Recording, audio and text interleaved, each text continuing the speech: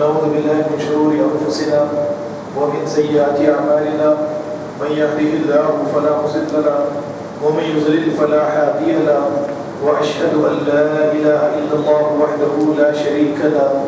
وأشهد أن محمدا عبده ورسوله أرسله بالحق بشيرا ونذيرا يا أيها الذين آمنوا اتقوا الله حق تقاته ولا تموتن إلا وأنتم مسلمون يا أيها الناس اتقوا ربكم الذي خلقكم من نفس واحدة وخلق منها زوجها وبث منهما رجالا كثيرا ونساء واتقوا الله الذي تساءلون به والأرحام إن الله كان عليكم رقيبا يا أيها الذين آمنوا اتقوا الله وقولوا قولا سديدا يصلح لكم أعمالكم ويغفر لكم ذنوبكم ومن يطيع الله ورسوله فقد فاز فوزا عظيما أما بعد فإن خير الحديث كتاب الله وخير الهدي هدي محمد صلى الله عليه وسلم وشر الأمور محدثاتها وكل محدثة بدعة وكل بدعة ضلالة وكل ضلالة في النار قال الله تعالى في القرآن المجيد فإذا قرأت القرآن فاستعذ بالله من الشيطان الرجيم أعوذ بالله السميع العليم من الشيطان الرجيم بسم الله الرحمن الرحيم إن الدين عند الله الإسلام برادران اسلام میں آج کے اس خطبہ جمعہ کے موقع پر آپ حضرات کے سامنے بلا کسی تمہید کے جیسا کہ پچھلے خطبہ جمعہ کے موقع پر میں نے آپ حضرات کے سامنے اس مہینے کو اپنے سامنے رکھتے ہوئے اللہ کے نبی صلی اللہ علیہ وسلم کو اللہ رب العالمین نے بطور فخر کے روانہ نہیں کیا بلکہ اللہ رب العالمین نے بطور نمونہ اللہ کے نبی صلی اللہ علیہ وسلم کو اس دنیا کے اندر بھیجا تھا. یہ باتیں آپ کے سامنے پیش کرنے کی کوشش کی اور سورہ احزاب کی آیت نمبر 21 لقد کان لکم فی رسول اللہ اسوۃ حسنہ یہ آیت بھی آپ کے سامنے میں نے پیش کی. اس موقع پر میں نے یہ باتیں آپ کے سامنے پیش کرنے زیادہ سے زیادہ رکھنے کی کوشش کی کہ جب کوئی قوم اپنے پیغمبر کو بطور فخر کے اگر قبول کرتی ہے تو اس کے اندر بہت ساری گڑبڑیں آ جاتی ہیں. اور پھر اس موقع پر میں نے میلاد النبی کے اس مہینے کے اندر جو بدعات ہے خرافات ہے اس پر مختصر سی نظر آپ کے سامنے ڈالنے کی کوشش کی. یہ بتانے کی کوشش کی کہ امت مسلمہ نے بھی نبی کریم صلی اللہ علیہ وسلم کو بطور فخر کے قبول کیا ہے بطور اتباع بطور اطاعت اور نمونے کے آپ صلی اللہ علیہ وسلم کو قبول نہیں کیا گیا. اسی لیے امت کے اندر جس طرح یہود و نصارہ میں خرابی پیدا ہوئی تھی ٹھیک اسی طریقے سے امت مسلمہ صلی اللہ علیہ وسلم میں بھی خرابی پیدا ہوئی ہے. برادران اسلام کی باتوں میں گئے بغیر میں آج کے اس خطبہ جمعہ کے موقع پر آپ حضرات کے سامنے مختصر سے وقت میں مومن کون ہے اور کافر کون منافق کون یعنی اسی موضوع پر کچھ اہم باتوں کو قرآن کریم کی روشنی میں آپ کے سامنے پیش کرنے کی کوشش کروں گا تاکہ صحیح طریقے سے ہم یہ سمجھ سکیں کہ مومن کون ہے اور کافر کون ہے. برادران اسلام سب سے پہلے تو آپ یہ جان لیجئے کہ اللہ کا دین صرف ایک ہے. جس طریقے سے اللہ کا دین انسانوں کے لیے ہے ٹھیک اسی طریقے سے یہی اللہ کا دین اپنی یعنی اللہ کی تمام مخلوقات کے لیے بھی ہے. اور پھر اسی طریقے سے برادران اسلام آپ اگر اس کائنات پر غور کریں گے تو آپ کو پتہ چلے گا کہ کائنات کا ہر جز کائنات کی ہر ایک چیز ڈسپلن کے ساتھ اللہ کے اس دین کی اطاعت کر رہی ہے اللہ کے اس دین کی تابعداری کر رہی ہے. اور یہ کہیے کہ مجبورانہ طور پر ٹھیک یہی دین اللہ تعالیٰ چاہتے ہیں کہ انسان جو ہے وہ اختیارانہ طور پر پکڑ لے اسی پر وہ قائم ہو جائے. جس طریقے سے انسان کے علاوہ جنات کے علاوہ اس کائنات کی ساری چیزیں ڈسپلن کے ساتھ اللہ کے دین پر قائم ہے ٹھیک اسی طریقے سے انسان اور جنات بھی اس دین کو اختیار کر لے۔ بس برادران اسلام، اللہ رب العالمین انسانوں سے یہی چاہتے ہیں۔ اب اس بات کو سمجھانے کے لیے سورہ ملک کی آیت نمبر 2 کی طرف میں آپ حضرات کو لیے چلتا ہوں۔ اللہ تعالیٰ فرماتے ہیں الذی خلق الموت والحیات لیبلوکم ایکم احسن عملا، کہ اللہ تعالیٰ نے زندگی اور موت کو اس لیے پیدا کیا ہے کہ آزمائے تم میں کون اچھے اعمال کرتا ہے اور یہ دیکھے کہ تم میں کون برے اعمال کرتا ہے۔ تو برادران اسلام، اللہ رب العالمین کی آپ تمام مخلوقات پر نظر ڈالیں سوائے انسان کے اور جنات کے، آپ کو یہ صاف دکھائی دے گا کہ اللہ کی تمام مخلوقات جو ہے وہ اللہ کی رسی میں بندھی ہوئی ہے۔ وہ ایک لمحے کے لیے بھی اللہ کی اطاعت، اللہ کی فرما برداری سے باہر نہیں ہوتے۔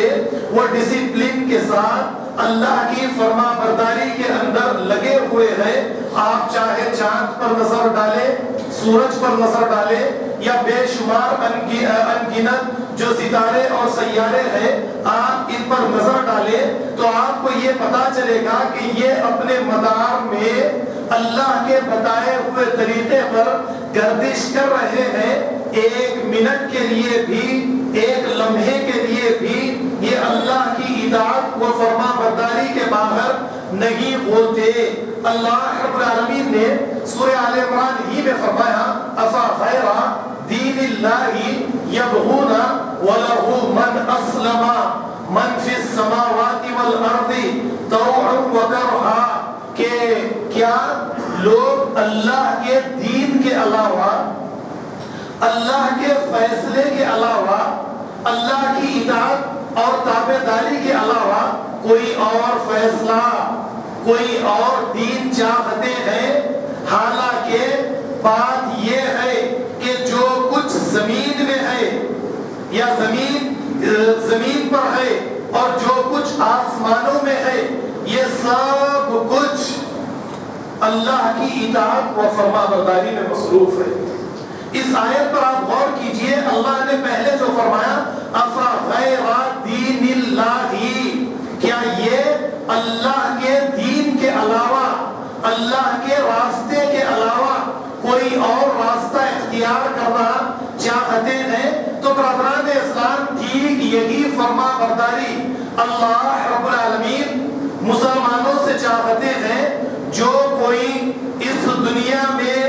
اختیارانہ طور پر، یہ چوائس کا مسئلہ ہے، انسان چاہے اللہ کی فرما برداری کرے یا انسان چاہے اللہ کی نافرمانی کرے، اسے ایک محدود زندگی دی گئی ہے اور اسے مکمل طور پر آزادی دی گئی کہ جو راستہ اختیار کرتا ہے وہ اس دنیا کے اندر اختیار کر لے، لیکن اس کا انجام کل قیامت کے دن اسے دیا جائے گا۔ تو برادران اسلام، ٹھیک انسان کو یہی اختیار دیا گیا کہ وہ اس دنیا کے اندر چاہے تو اللہ کی رسی میں اپنے آپ کو باندھ لے، جس طریقے سے اللہ کی دوسری بقیہ ساری کی ساری کائنات جس طریقے سے اپنے آپ کو اللہ کی رسی میں باندھی ہوئی ہے، ٹھیک اسی طریقے سے انسان بھی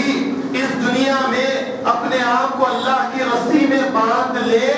یا اس کی مرضی وہ چاہے تو اللہ کی رسی میں اپنے آپ کو نہ باندھے۔ نبی کریم صلی اللہ علیہ وسلم نے اس بات کو اس طریقے سے سمجھایا ہے اور مومن اور کافر کی مثال کو ایک بہترین انداز میں صحابہ کرام کے سامنے پیش کیا۔ مسند احمد کی حدیث ہے، نبی کریم صلی اللہ علیہ وسلم فرماتے ہیں کہ مومن کی مثال اس گھوڑے کے جیسی ہے جس کے گلے، جس کی گردن میں ایک محدود لمبائی والی رسی باندھی ہوئی ہے، اسے گھوڑے سے باندھی ہوئی ہے۔ اللہ کے نبی کہتے ہیں کہ یہ گھوڑا جو ہے اپنی محدود لمبائی والی جو رسی ہے اسی کے اطراف گھومتا ہے، اس سے آگے نہیں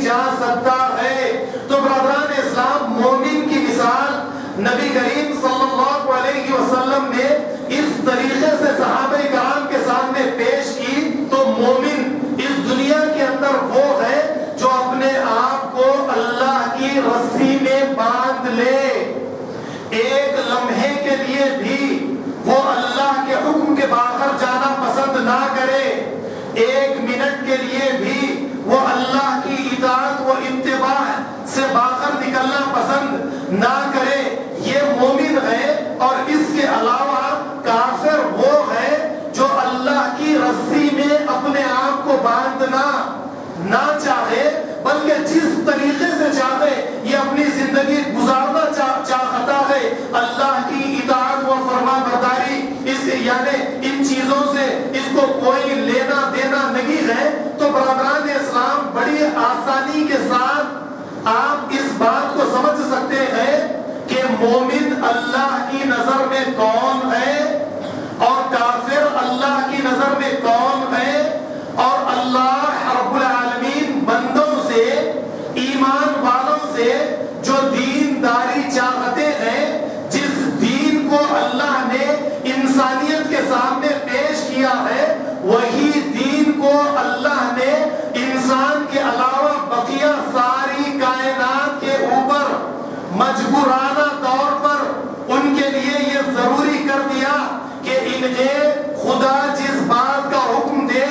وہ یہی کرے۔ اس لیے یہ سب کے سب مسلمان ہیں اور اللہ کے دین پر قائم ہے۔ تو ٹھیک اسی طریقے سے ایک انسان اختیارانہ طور پر اپنی چوائس کے مطابق دین اسلام کو قبول کرتا ہے اور اللہ اس کے بارے میں جو چاہتے ہیں وہی راستہ اختیار کرتا ہے، تو برادران اسلام ہم اسے قرآن کریم کے حکم کے مطابق ہم اسے مومن کہہ سکتے ہیں۔ لیکن برادران اسلام اس کے علاوہ جو اپنے آپ کو مسلمان کہے یا پھر اسی طریقے سے اپنے آپ کو مومن کہے، لیکن کچھ مسئلوں میں اپنے آپ کو یہ اللہ کی رسی میں باندھ لے، اور بہت سارے مسائل میں یہ اپنے آپ کو اللہ کی رسی میں نہ باندھے، تو کیا اسے ہم منافق کہہ سکتے ہیں یا نہیں کہہ سکتے؟ یا پھر میں نے اس سے پہلے بتایا کہ کافر ایک انسان کسی مسلمان کے گھرانے میں پیدا ہو جائے تو قومی اعتبار سے یا نسلی اعتبار سے کیا اس کے لیے قومی جنت ہے؟ یا پھر اسی طریقے سے ایک کسی کافر کے گھر میں پیدا ہو جائے تو قومی اعتبار سے اس کے لیے نسلی جہنم ہے؟ ایسا تو برادران اسلام ہرگز نہیں ہو سکتا، بلکہ یہ ہم انسان ہے کہ اس اعتبار سے ہم یہ فیصلہ کر لیتے ہیں کہ فلاں مسلمان ہے، فلاں مومن ہے، فلاں کے ظاہر ہونے والے اعمال کو دیکھ کر ہم یہ فیصلہ کر لیتے ہیں کہ یہ مومن ہے، یہ کافر ہے۔ لیکن برادران اسلام، اللہ رب العالمین کے یہاں پر بہت سارے مسلمان بھی کافر ہو سکتے ہیں، اور بہت سارے وہ انسان جنہیں ہم کافر سمجھا کرتے ہیں اپنے نیک اعمال کی وجہ سے، اور دل میں ان کے یہاں پر اللہ کے بارے میں ان کا جو عقیدہ ہے، آخرت کے مسئلے میں ان کا جو عقیدہ ہے، اس وجہ سے یہ اللہ کی نظر میں مومن بھی ہو سکتے ہیں۔ تو برادران اسلام، یہ دو قومی نظریہ جو ہے یہ درست نہیں ہے کہ ایک کے لیے قومی جنت ہے اور ایک کے لیے قومی جہنم ہے۔ برادران اسلام، بلکہ جنت اور جہنم کا تمام معاملہ جو ہے وہ انسان کے عقیدے اور عمل سے ہے، نہ کہ قومی نسبت سے یا کسی جماعت کی نسبت سے یا کسی نسل کی نسبت سے یا کسی خاندان کی نسبت سے، پیر مریدی کی نسبت سے۔ ان تمام چیزوں سے جنت اور جہنم کا کوئی تعلق برادران اسلام ہرگز نہیں ہے۔ تو ان باتوں کو آپ صحیح طریقے سے اپنے سامنے رکھیے، اور اس کے بعد میں سورہ بقرہ کی ایک آیت کو میں آپ کے سامنے پیش کرتا ہوں۔ اللہ رب العالمین فرماتے ہیں، یا ایھا الذین آمنوا ادخلوا فی السلم کافہ، کہ اے ایمان والو، اے مسلمانوں، پورے کے پورے دین میں داخل ہو جاؤ۔ ولا تتبعوا خطوات الشیطان، خبردار شیطان کے نقش قدم پر تم ہرگز مت چلو۔ اللہ تعالیٰ کیا چاہتے ہیں؟ تم پورے کے پورے دین میں داخل ہو جاؤ۔ تو برادران اسلام، اللہ رب العالمین کو ایک ایسا تقوی شعار سوسائٹی، معاشرہ مطلوب ہے جس میں ایک انسان دوسرے انسان کا خیر خواہ ہو، ایک انسان اپنے آپ کو اللہ کی رسی میں باندھ لے اور وہ معاشرے میں، سوسائٹی میں اللہ کا دین انسان سے اپنے والدین کے مسئلے میں کیا چاہتا ہے اس کو اپنے سامنے رکھے۔ وہ یہ نہ دیکھے کہ والدین کے اخلاق اولاد کے لیے اچھے ہیں یا برے ہیں، میرے والدین نے میرے لیے تعلیم اور تربیت کے مسئلے میں کیا کیا ہے، وہ یہ تمام چیزوں کو نہ دیکھے، بلکہ اللہ کا دین مجھ سے والدین کے مسئلے میں کیا چاہتا ہے۔ قرآن کہتا ہے فلا تقل لهما اف ولا تنهرهما، خبردار تم اپنے والدین کے سامنے جب تمہارے والدین بوڑھے ہو جائے تو خبردار ان کے سامنے اف تک مت کہنا اور نہ تم انہیں جھڑکنا۔ تو برادران اسلام، یہ یعنی جو مسلمان اپنے آپ کو اللہ کی اس رسی میں باندھ لے اور وہ یہ نہ دیکھے کہ میرے والدین نے میرے لیے کیا کیا ہے، بلکہ وہ یہ دیکھے کہ مجھے اللہ کے دین پر قائم رہنے کے لیے، مومن بننے کے لیے اور مومنوں کی جماعت میں شریک ہونے کے لیے مجھے والدین کے ساتھ کیا سلوک کرنا چاہیے، والدین کی ذمہ داری مجھ پر کیا ہے، میں یہ نہیں دیکھتا بلکہ میری ذمہ داری والدین کے لیے اللہ کا دین کیا بتاتا ہے مجھے اسے ادا کرنا ہے۔ اور وہ بندہ نہ صرف والدین کے لیے بلکہ ساری سوسائٹی کے لیے جو نقشہ قرآن کریم انسانیت کے لیے ترتیب دیتا ہے، اسی نقشے کے مطابق اپنی زندگی کی تعمیر کرتا چلا جاتا ہے۔ جیسے قرآن کہتا ہے کہ دیکھو تم اپنے قریبی رشتہ دار پڑوسیوں کے ساتھ اچھا سلوک کرو، والجار ذی القربی، کہ تم اپنے رشتہ دار پڑوسیوں کے ساتھ اچھا سلوک کرو۔ اب وہ یہ نہیں دیکھتا ہے کہ میرے رشتہ دار پڑوسیوں نے میرے ساتھ کیا کیا، میرے والدین کے ساتھ کیا کیا، میرے بھائی بہن کے ساتھ کیا کیا۔ یعنی ایک تقوی شعار سوسائٹی، معاشرہ کب وجود میں آتا ہے، اس سوسائٹی کے تمام افراد اللہ کی رسی کو اپنی گردن میں ڈال دے۔ وہ یہ دیکھتا ہے کہ مجھے اپنے رشتہ دار پڑوسی کے ساتھ کیسا سلوک کرتا ہے، ان کے ساتھ مجھے کس طریقے سے رہنا ہے۔ اور نہ صرف رشتہ دار پڑوسی بلکہ قرآن سورہ نساء میں یہ کہتا ہے والجار الجنبی، اور تمہارے اجنبی پڑوسی کے ساتھ بھی تم اچھا سلوک کرو۔ تو برادران اسلام، جو دین اسلام پر قائم، جو دین اسلام کو اختیار کرنا چاہتا ہے، یہ ڈیوٹیز اس کے سامنے آتی ہے اور ان ڈیوٹیز کو وہ صحیح طریقے سے ادا کرتا چلا جاتا ہے۔ وہ دیکھتا ہے کہ ہمارے یعنی سوسائٹی میں، معاشرے میں کون کون یتیم ہے، وہ اپنی استطاعت کے مطابق ان کی کفالت لیتا ہے، کون مسکین ہے یہ ان کی مدد کرتا ہے، کون غریب ہے کہ ان کی دیکھ بھال کرے۔ اس طریقے سے برادران اسلام، جو بندہ اپنی زندگی میں اللہ کی رسی اپنی زندگی میں اپنی گردن میں ڈال لیتا ہے، تو اس کے بارے میں یہ کہا جا سکتا ہے کہ یہ مومن ہے، اس نے اللہ کے دین کو اختیار کیا ہے اور وہ یہ بھی جانتا ہے کہ اللہ رب العالمین جو ہے، اللہ تعالیٰ نے اخلاق اور کردار کے معاملے میں ایک انسان کو کیا رویہ اختیار کرنے کی اجازت دی ہے، اور اس کے بعد میں برادران اسلام وہ کبھی کسی دوسرے مسلمان کی غیبت بھی نہیں کرتا۔ جیسے قرآن کہتا ہے لا یغتب بعضکم بعضا، اور وہ کسی کا مذاق نہیں اڑاتا، لا یسخر قوم من قوم، اور وہ کسی پڑوسی کے ذاتی مسئلے میں تجسس یعنی جاسوسی بھی نہیں کرتا۔ ولا تجسسوا، اور نہ اپنی زندگی میں کبھی جھوٹ کہتا ہے، واجتنبوا قول الزور۔ یہ ہے تقوی شعار معاشرہ، ایسا معاشرہ اللہ رب العالمین چاہتے ہیں۔ لیکن برادران اسلام، اس کے بجائے آپ یہ دیکھیے کہ بے روح عبادت، بے جان عبادت، یا پھر اسی طریقے سے ہم یہ سمجھتے ہیں کہ دین اخلاص کا ہم نے یعنی دین کو ہم نے جو قائم کیا ہے، اس میں چند رسوم اور ظاہری عبادت، نماز، روزہ، زکوٰۃ، حج، یہی چند چیزیں ہیں۔ تو برادران اسلام، یہ ہمارے صرف اور صرف کم فہمی، کم علمی ہے۔ یہ چیزیں ظاہری چیزیں ہیں، ظاہری عبادات ہیں۔ اس کے ذریعے اللہ رب العالمین یعنی ایک بندے کو مومن اور دوسرے بندے کو کافر، ایک بندے کو جنت دوسرے بندے کو جہنم ہرگز نہیں دیں گے۔ برادران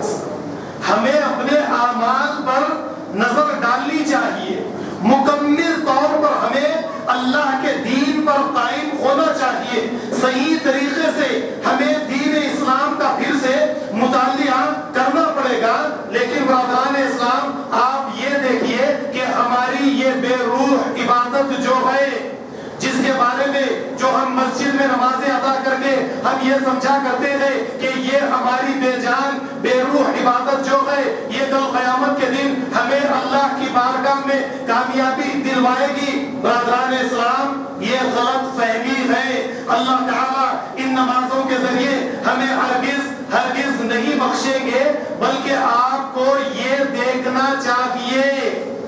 کہ نماز کے ذریعے اللہ رب العالمین بندوں کے اندر کس قسم کی تبدیلی لانا چاہتے ہیں۔ ایک مسلمان ہے، نمازی ہے، منافقت ہے، یعنی منافقت رکھنے کے باوجود، نفاق رکھنے کے باوجود کیا وہ اللہ کی بارگاہ میں کامیاب ہو سکے گا؟ اللہ کے یہاں پر کامیاب ہو سکے گا؟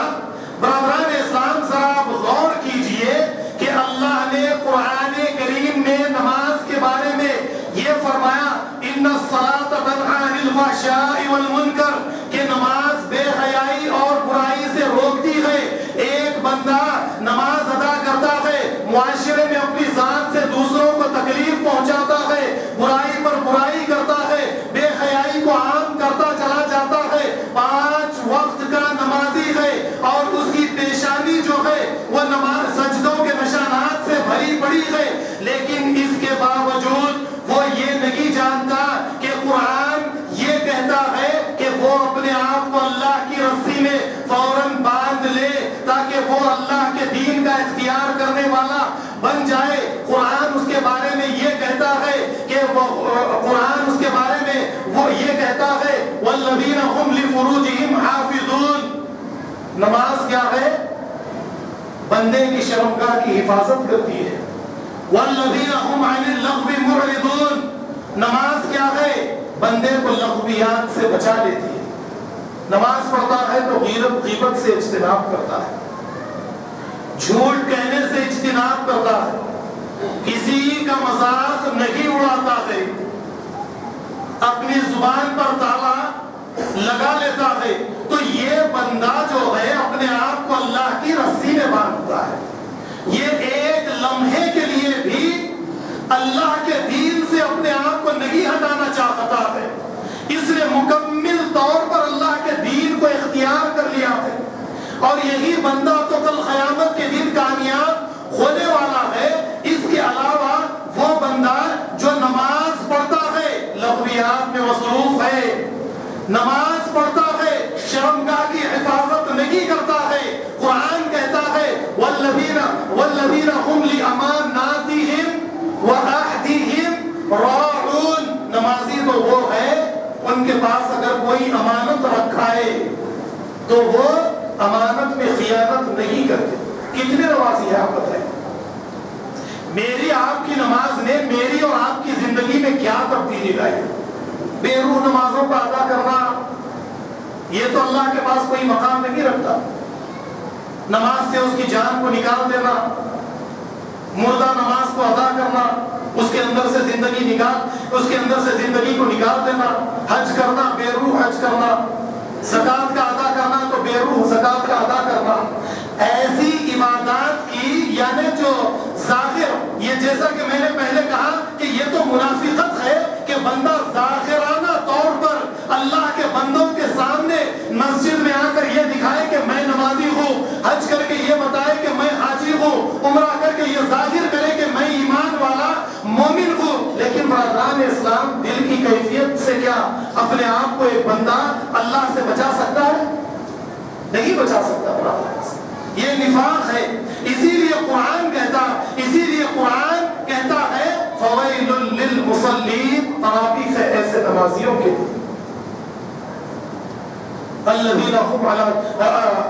هم ساہون والذین هم یراؤون، جو دکھانے کے لیے نماز پڑھتے۔ سورہ نساء میں تو اللہ تعالیٰ نے یہاں تک کہہ دیا ان المنافقین یخادعون اللہ وهو خادعهم، منافقین اللہ کو دھوکہ دینا چاہتے ہیں اور اللہ انہیں دھوکہ دے رہا ہے۔ اذا قاموا الى الصلاة قاموا كسالى يراؤون الناس ويذبذبون بين ذلك ولا الى هؤلاء ولا الى هؤلاء، اللہ تعالیٰ کہتے ہیں کہ نماز پڑھنے مسجد میں تو آ جاتے ہیں لیکن دل میں کچھ اور ہے، نماز کے ذریعے یہ دکھانا چاہتے ہیں کہ میں دیندار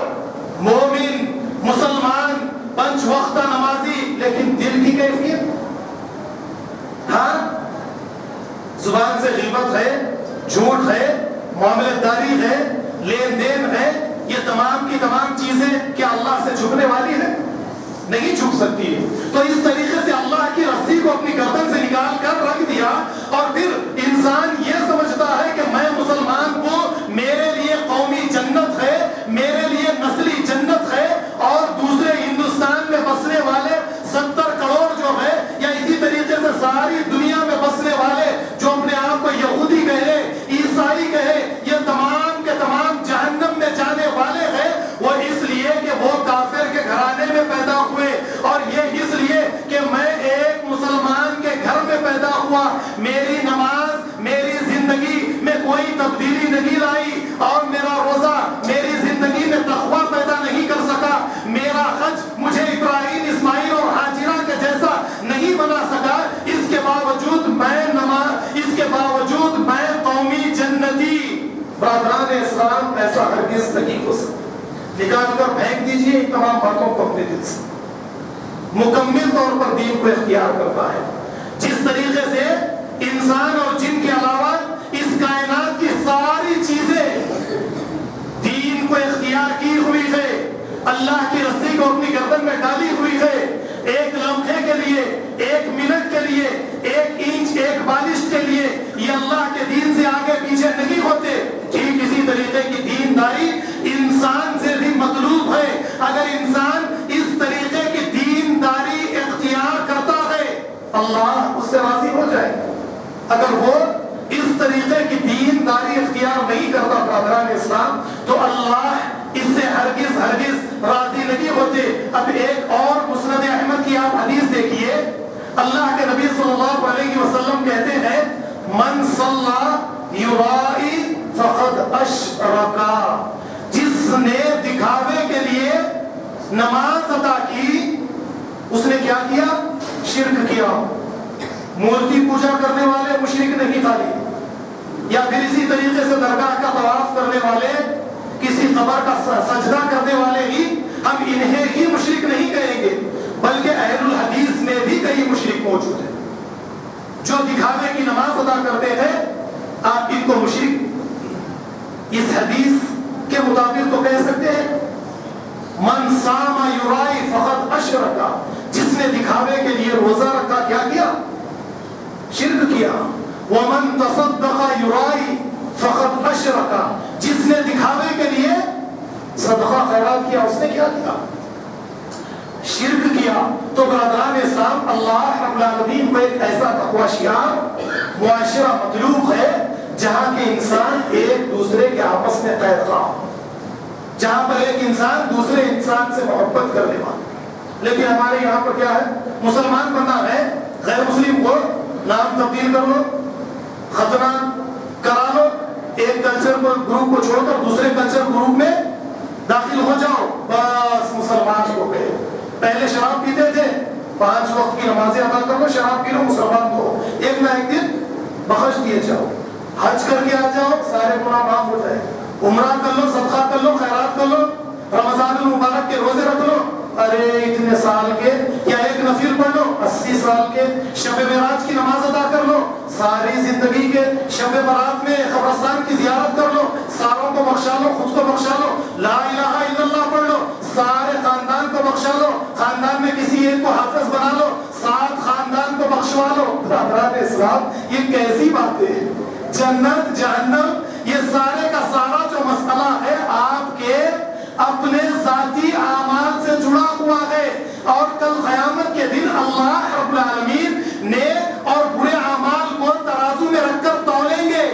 جو نیچے اور اوپر ہوگا اس کے مطابق تو فیصلہ ہوگا نا۔ ان باتوں کو ماننا چاہیے، یہ حقائق ہے۔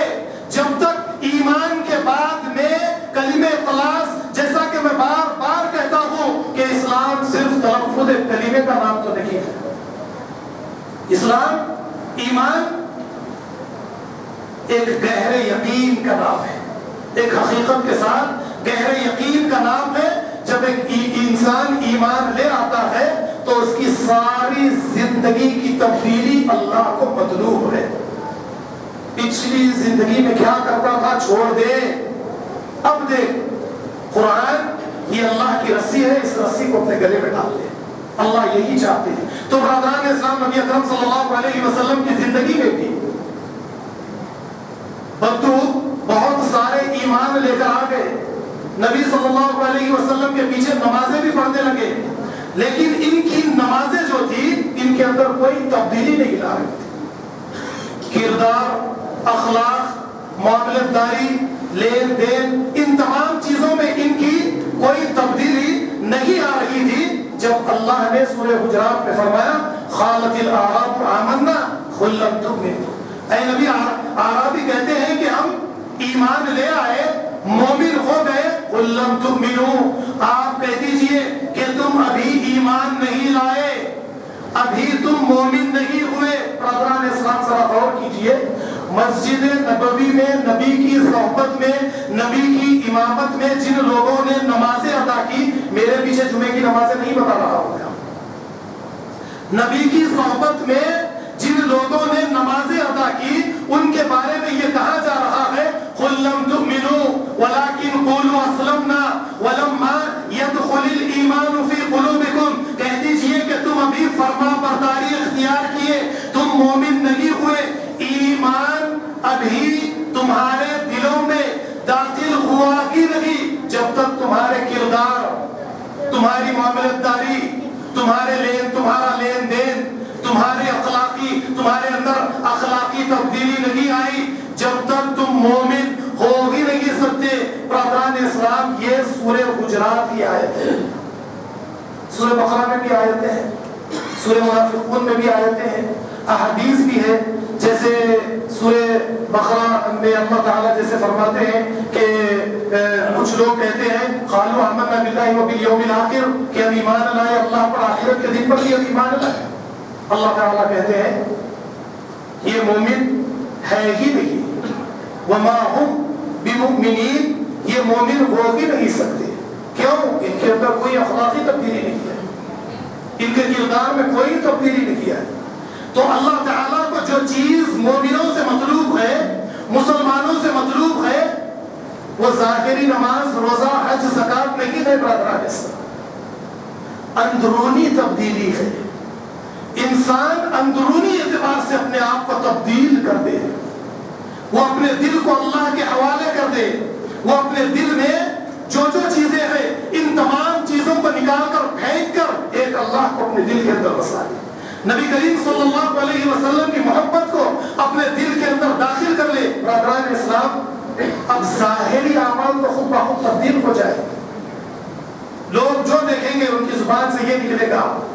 کہ یہ اللہ کا پرہیزگار بندہ ہے۔ جب بندے اس طریقے سے تعریف کریں گے، جیسا کہ اللہ کے نبی نے کہا کہ جب بندے ایک مسلمان بندے کی تعریف کرنے لگے تو آسمان میں جو اللہ کے فرشتے ہیں وہ بھی اللہ کے اس نیک بندے کی تعریف کرنے لگ جاتے ہیں۔ تو برادران اسلام، باتیں تو اور ہے لیکن وقت مجھے آج پھر اجازت نہیں دیتا ہے، لیکن میں بار بار یہ کوشش کرتا ہوں کہ موضوعات کو، عنوانات کو بدل کر کسی نہ کسی طریقے سے آپ کے اندر ایک تبدیلی لائی جائے، آپ کے اندر انقلاب پیدا کیا جائے۔ لیکن برادران اسلام، دیکھنے میں یہ آتا ہے کہ ہم خطبہ جمعہ سنتے ہیں، باہر مسجد کے باہر نکلتے ہی پھر یہ تمام کی تمام باتوں کو ہم بھول جاتے ہیں۔ برادران اسلام، ہمیں اپنے آپ کو تبدیل کرنا چاہیے، اپنی زندگی کی تبدیل اللہ کے دین پر ہمیں صحیح طریقے سے قائم ہونا چاہیے۔ ایک ضروری اعلان یہ ہے کہ ہمارے دوست شیخ افضل جو سلالہ میں رہتے ہیں، ان کی 2 بیٹیوں کا خلیج میں ایکسیڈنٹ ہوا اور ایک لڑکی سیریس ہے اور ایک لڑکی زیر علاج ہے۔ ہم اللہ رب العالمین سے دعا کرتے ہیں کہ اللہ تعالیٰ ان کی دونوں لڑکیوں کو صحت کاملہ عطا فرمائے، آمین۔ وآخر دعوانا الحمدللہ رب العالمین۔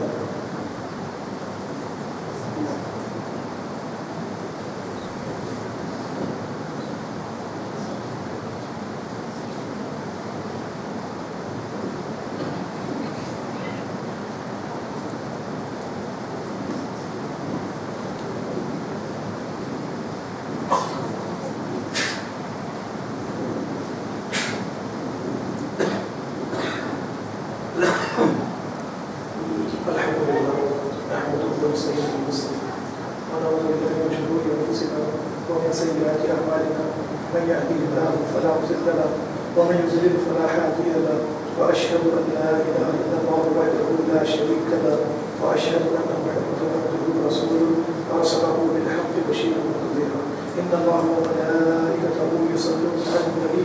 يا ايها الذين امنوا صلوا عليه وسلموا تسليما اللهم صل على محمد وعلى ال محمد كما صليت على ابراهيم وعلى ال ابراهيم انك حميد مجيد وبارك على محمد وعلى ال محمد كما باركت على ابراهيم وعلى ال ابراهيم انك حميد مجيد عباد الله واتقوا الله إن الله يأمر بالعدل والإحسان وإيتاء ذي القربى وينهى عن الفحشاء والمنكر والبغي يعظكم لعلكم تذكرون واذكروا الله يذكركم وادعوه يستجب لكم ولذكر الله تعالى أكبر